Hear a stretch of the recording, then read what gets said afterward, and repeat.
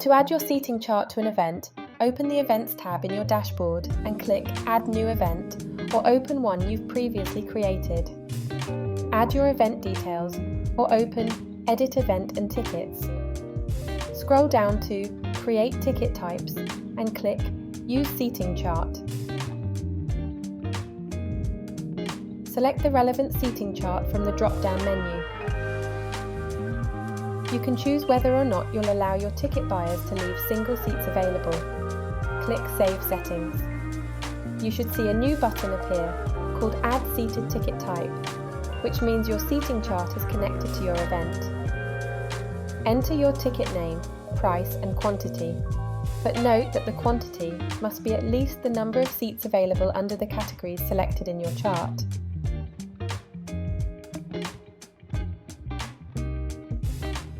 Tick which seat category should have this price. You can have multiple ticket types assigned to each seating chart category.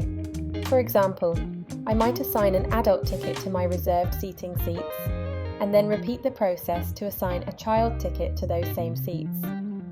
Repeat the above steps for each ticket type you want to sell.